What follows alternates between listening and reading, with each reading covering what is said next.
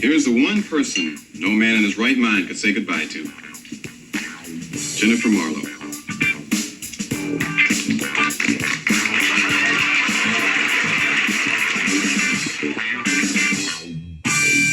My wife's out of town. No one would ever know if you and I... No.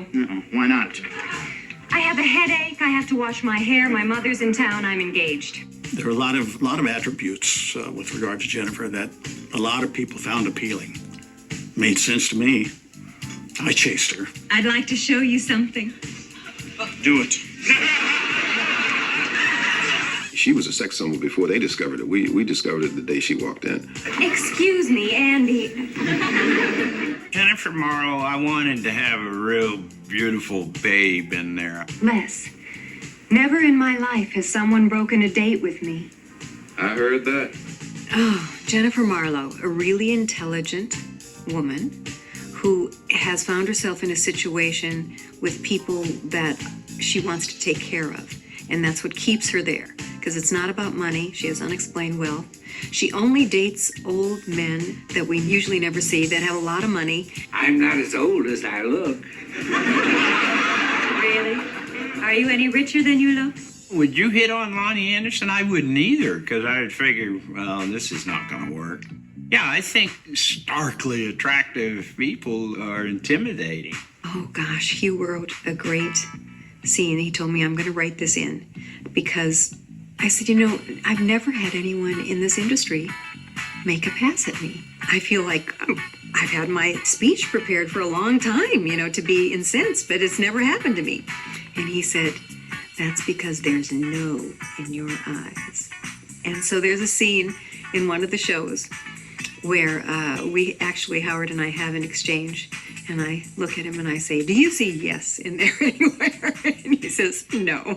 Do you see yes in there anywhere?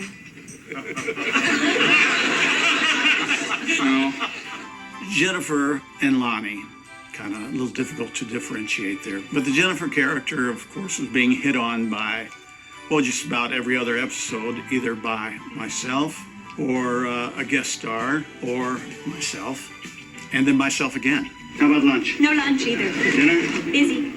Okay, how about later at my place? You're married, Herb. Oh, yeah. Herb and Jennifer, what a great relationship. It wasn't just the typical hit on me every week Herb relationship. We really liked one another. There were lots of moments of closeness between Herb and Jennifer that would happen. And then, of course, hysterical. Get away from me, Herb. Morning, gorgeous. You got anything for me? Only the mail, Herb. That's all I'll ever have for you. Hiya, gorgeous. How about a couple of drinks after work? Sorry, Charlie. Boy, where have you been? Out with other men, Herb. Letting them have their way with me. Things are different, Jenny Pooh. Jenny Pooh.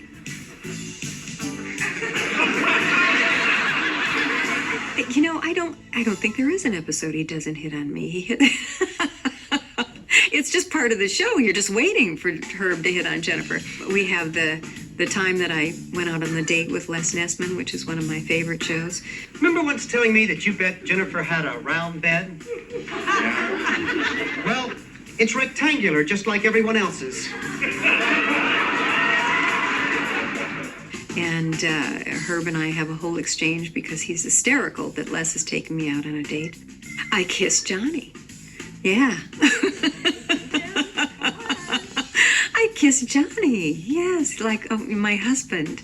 Oh, dear. And he was a pretty good kisser, too, I have to say. Howard is a good kisser. It's a more of a playful little boy, little girl relationship that I have with Dr. Johnny Fever, and he asks me for favors. I eventually kissed Gary Sandy, too. In the tornado episode where I gave him mouth to mouth and then he kissed me. It was a little more than a kiss. It was like, woo. Why him? Why couldn't that be me?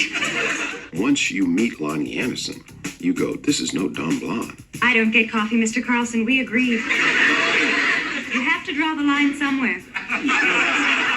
So he allowed her to be this Jennifer Marlowe who worked as a secretary but didn't answer phones. I mean, she didn't do secretarial stuff, but he liked her there. How did she get away with that?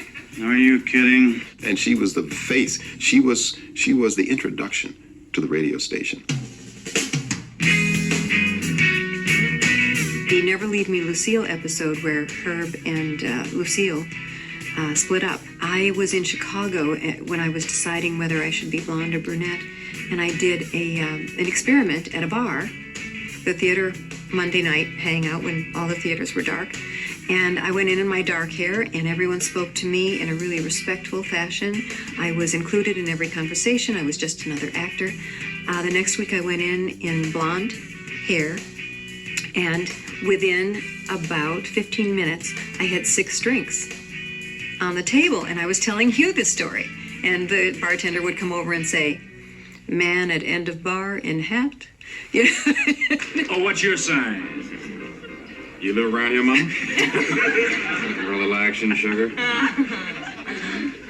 Well, Les, don't you have an opening line? Hi, I'm extremely wealthy.